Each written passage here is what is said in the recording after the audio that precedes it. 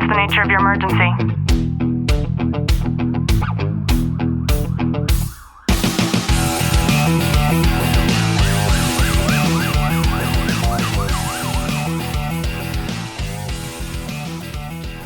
Welcome back to the Tactical Living Podcast. I'm your host, Ashley Wilton, joined by Sergeant Wilton. Clint, how are you? I'm really good.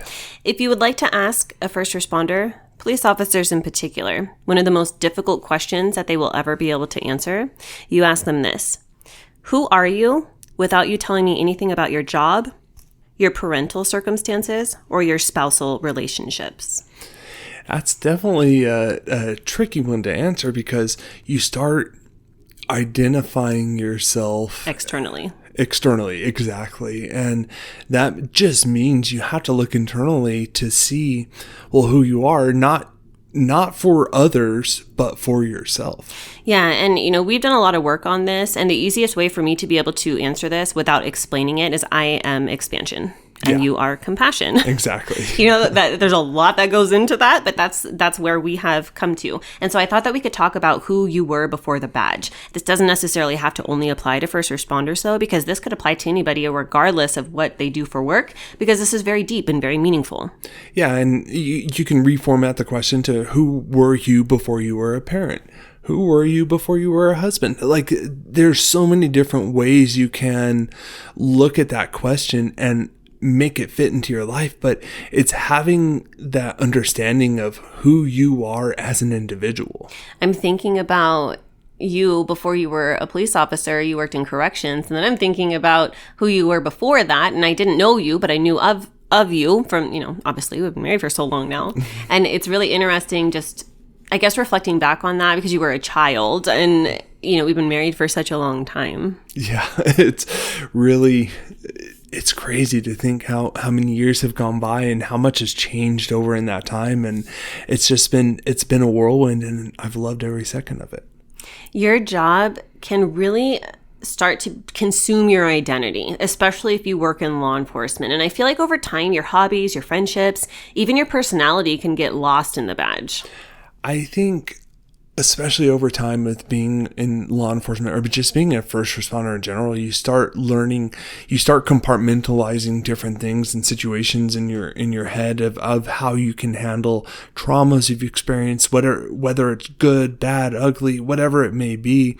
And you start identifying yourself as those traumas, and that doesn't have to be the case. Yeah. So there are some signs that might allude to you having been lost in your job. I think the first one might be that you struggle to answer, what do you do for fun? I asked every trainee and every new guy that comes through that I'm responsible for, I go, what do you do for fun? And they have the hardest time telling me that. And I think it's because they start so early on identifying as, well, I'm a cop now, this is who I am, instead of, no, I'm someone who likes to go out and play soccer, go on hikes, and, spend time with my family and my dogs and just explore the world. You got us lost once on a hike, and I've never gone out with you again. Not only were we lost, we came home and I had leeches on my legs. I didn't do that. I don't know what you're talking about. So if your mind goes blank when you're asked that question, then it's probably time for you to reconnect with your interests. And I think, too, that another red flag is if your entire social circle is work-related and you only surround yourself with coworkers that do the same job as you. When this happens, I feel like it really limits your perspective and even your growth.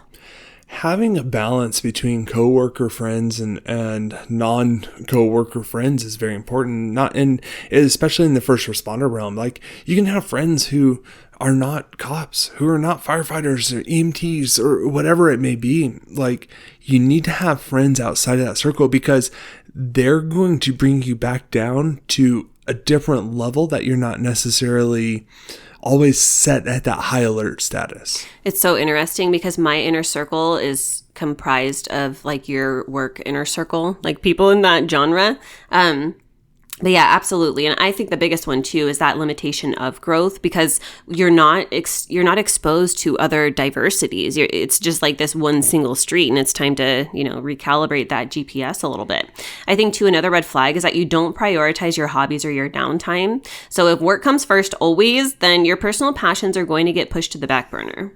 Having those hobbies, those passions in your life is so important, and recognizing what they are, and it's not something just like well, I like to work out, and I mean that's a great hobby, don't get me wrong, but that's something that's good for your health and stuff. Have something that you can go out and just get out of your normal environment with, and it's something you're doing for fun.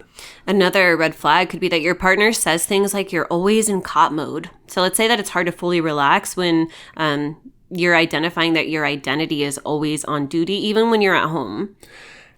Being high strung, being on that full tactical awareness is something that it's not good for your nervous system, because you're always amped up. You're always having everything that you do and say in life is revolving around being a cop. And you need to be able to shut that off, being able to, when you leave the station, shutting it off to where you have a situational awareness, you know what's going on, but being able to completely shut off that whole I'm always on duty and this is how I respond to this instance, to where we had this talk in briefing the other day is, if you're out with your family and you see someone assaulting somebody else, do you have to act? And the answer is no. Depending on your departmental you don't, policy. Because I will. But ultimately what it comes down to is knowing these instances. More likely than not, if you see those two people assaulting one another, if you see someone getting assaulted and you go and intercede, you don't know the dynamics with it. You don't know, okay, is it a spouse or is it a husband? Because you might be the enemy now, to where both of their negative, violent attention starts being focused on you, and you're putting yourself in jeopardy as well as your family in jeopardy for someone who's never going to go to court and testify on this instance anyways. Especially if you live in California. Exactly. Now, if you have fallen into this trap, then this red flag is definitely going to apply to you. You feel lost during time off or during retirement. I had a retired lieutenant tell me recently that when he retired, he started having these dreams of, like, it was almost like as soon as he retired, he started having not necessarily dreams, but like nightmares of these instances, of past instances he hasn't thought about for years and years and years. And it was his brain starting to close the loops of all these kind of unresolved traumas that he's experienced throughout his career, and not recognizing it at first until he spoke with other retirees, to where they've all had that same issue. And it's one of those things, is being okay with it and being able to address it in a healthy way. There are ways to be able to reclaim your identity beyond the badge. And I think one of them is to revisit your old hobbies or passions. So think about, what did you love before you did this job? Pick one of those and then intentionally reintroduce it into your life.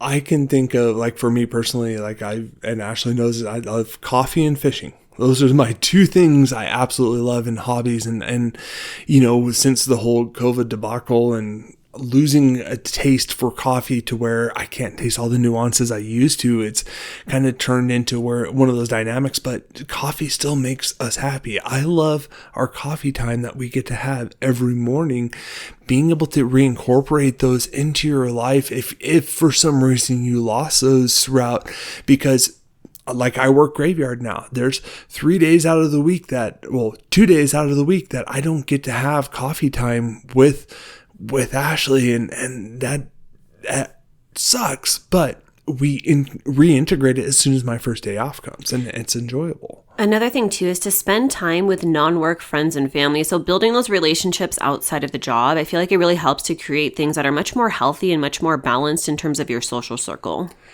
Having those outside influences, because you're not going to, and I've spoke on this before, is, when you're at work, you talk about home. When you're at home with your friends from work, you talk about work. Like, you need to get out of that kind of routine in that environment to be able to get away from this whole cop mindset that you're always in. Yeah, and this next one, you can journal about it, or you could just sit there and truly, with intention, deep think about it, but reflect on your pre-job identity. So think about who you were before you became a first responder and what parts of that person you might want to bring back. Having that conversation with yourself is so important, because if you're not able to be able to shed light on that clarity for yourself, to be able to incorporate these positive things within your life outside of your job, it takes work. It's not going to come naturally. You need to work at it yourself. Reconnecting with your identity outside of your profession, it's not a luxury. This is literally a lifeline. And when your job isn't there anymore, don't let that be the time that you finally understand this. I hope you've gotten some value out of today's episode. If you have, do us a favor, drop a review, subscribe down below. And as always, know that I'm sending you a long, tight hug from my home to yours.